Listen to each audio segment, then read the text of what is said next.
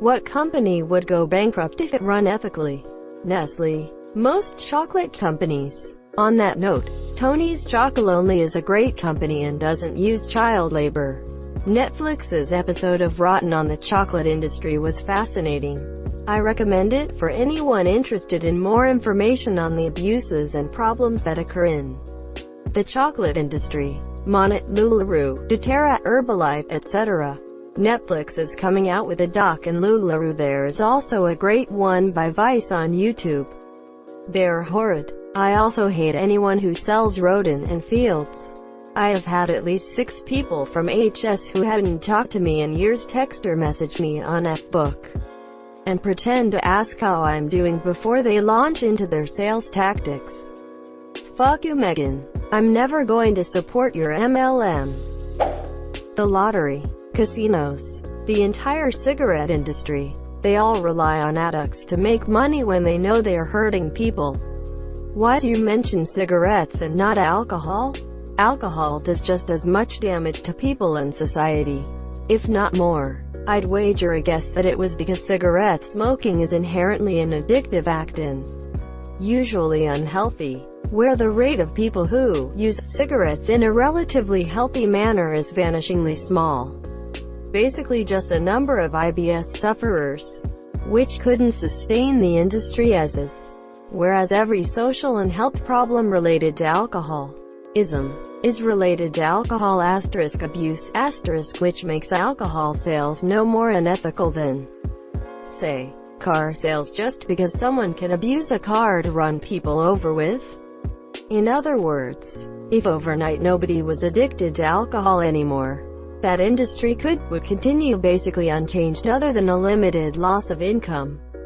Whereas if nobody was addicted to cigarettes, that industry would simply cease to exist. Therefore one is inherently unethical because it needs to exploit addiction and associated health risks, and the other isn't.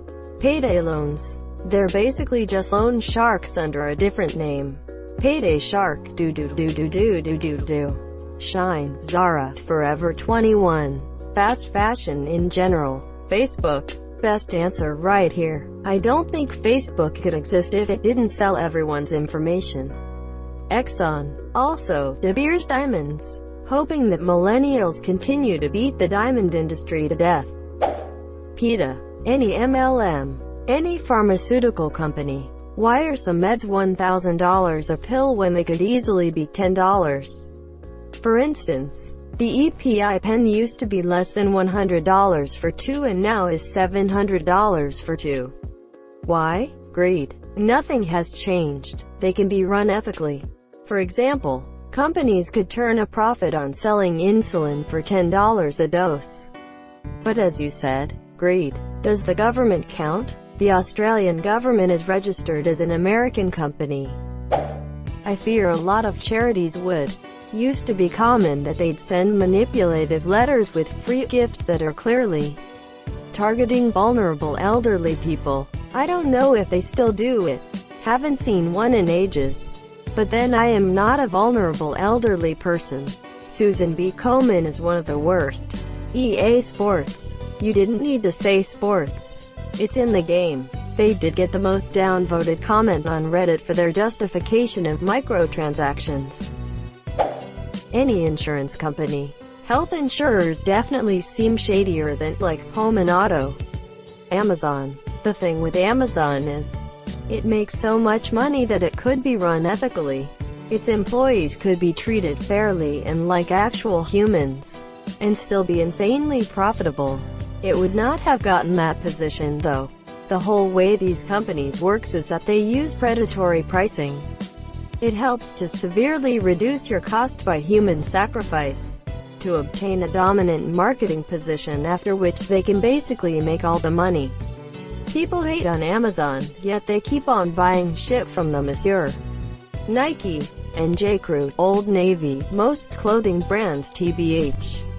Probably none. They can all be run ethically. The problem is that doing so cuts into their profit margin. And the kinds of people that rise to the top of the corporate world are typically willing to do anything to advance their own self-interests. It's cheaper to outsource your labor to China or India.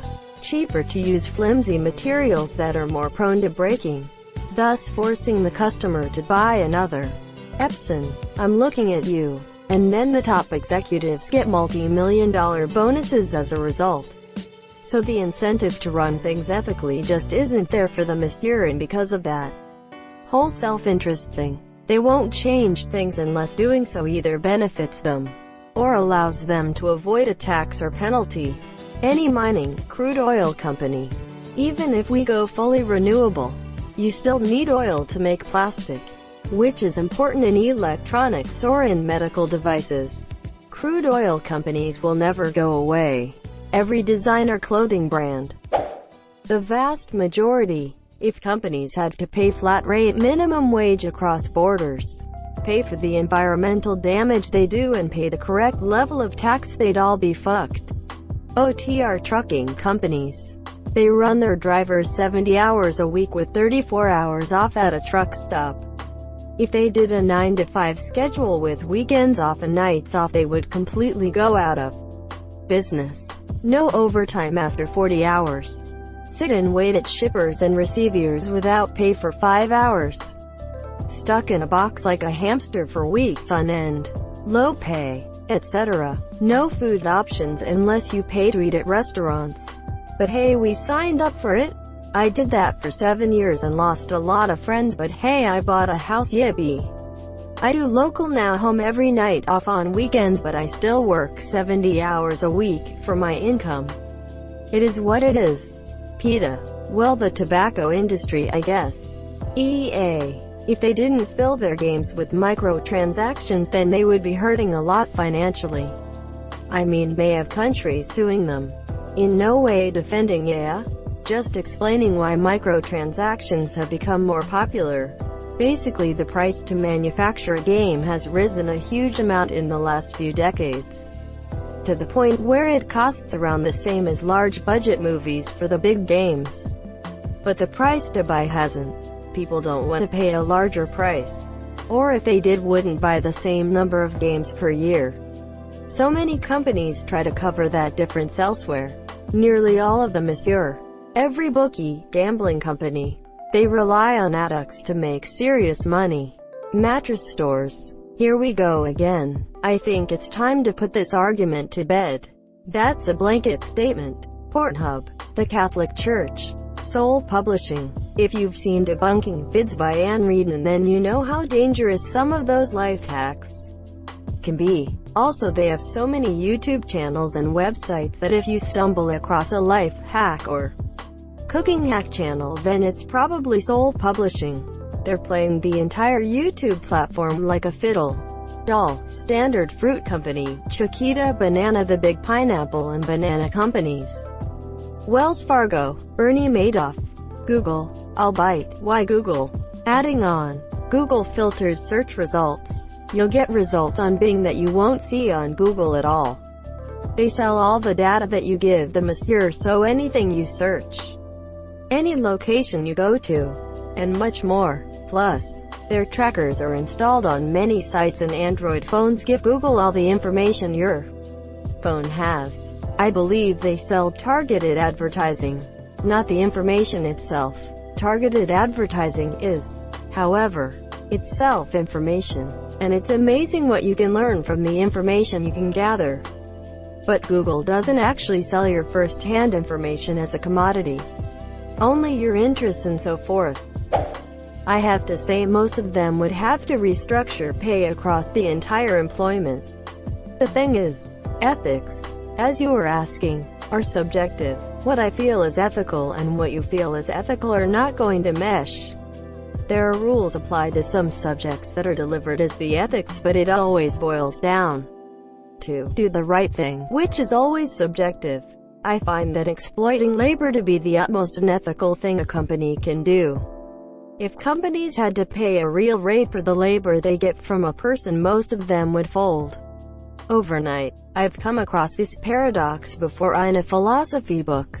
There is a problem with saying that the objective truth as to what is ethical is in the eye of the beholder. That would make it unethical to fight others' ethics. The world goes to percent at dollar hash real fast if we don't accept that there are objective standards. What does a real rate for the labor they get from a person mean to you? Probably 10% of the company value per employee. I think we can agree that knowingly engaging in practices that hurt, endanger, extort people is unethical, particularly when it is without those people's consent.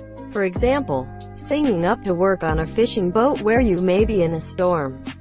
There's consent. Singing up to work on a fishing boat that you're not told is radioactive.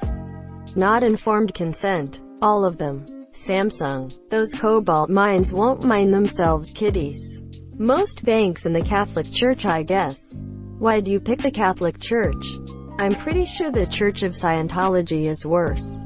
But then again, you could probably just put any religion there and it'd still be accurate. They have been around way longer than Scientology and did many worse things than just ripping off their believers. Apple. Capitalism would fail. Most fast fashion stores. H&M, Zara, F21. The only reason why their clothes are so cheap, which is central to their business model, is because they employ slave labor. Their crappy clothes wouldn't sell at all if they were more expensive, and they certainly couldn't keep them as cheap as they are if they actually paid fair wages. Or in some cases, any wages. Health insurance companies. Apple. I once saw a breakdown of how much an iPhone would cost the buyers if they manufactured them ethically, and it was not pretty. If I can find it again, I'll link it here. Any MLM on operation. Reddit. How is Reddit run unethically? You can't buy awards with karma. This would be cool. Most of the major corporations of the world. The Clinton Foundation, KFC, or any other place that consumes a lot of livestock. Those animals are treated like fuck. If you consider a company as an abstract agent with a utility function, then its utility function is make more money. So most of the times, companies will only consider being ethical if it somehow contributes to a higher revenue. Otherwise, it is not a need for a company's goals. EA, Bethesda, Activision Blizzard. Anyone I missed? EA it's in the game surprise we need more money. Any company that makes meat. There is no ethical way to kill animals. And there's definitely no ethical way to raise and kill animals efficiently. College Board. They're a non-profit making millions, and most states and universities are in bed with them, scamming the whole admissions and tuition process. 1. American meat industry. There are other countries, but the USA holds the top spot. 2. Most mining and oil companies, if they had to take care of the mess that they leave behind.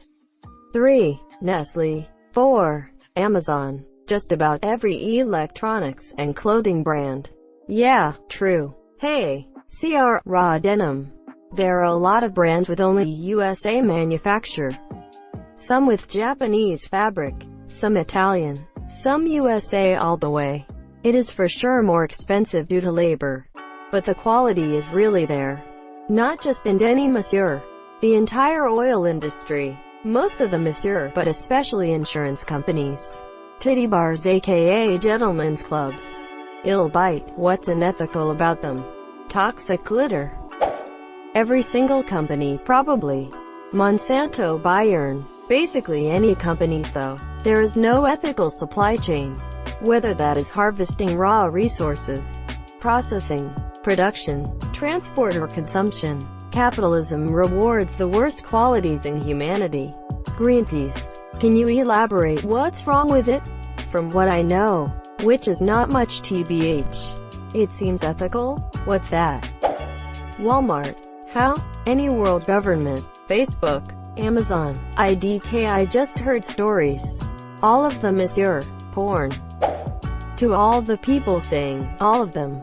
Are you lumping small family businesses amongst the unethical companies, or are you forgetting that some businesses do exist to make an honest buck? The argument I would make is that the worker-owner relationship is inherently exploitative, which is Marx's argument. Of course, this doesn't mean that all small business owners are bad people. or even all large business owners, only that their practices are exploitative.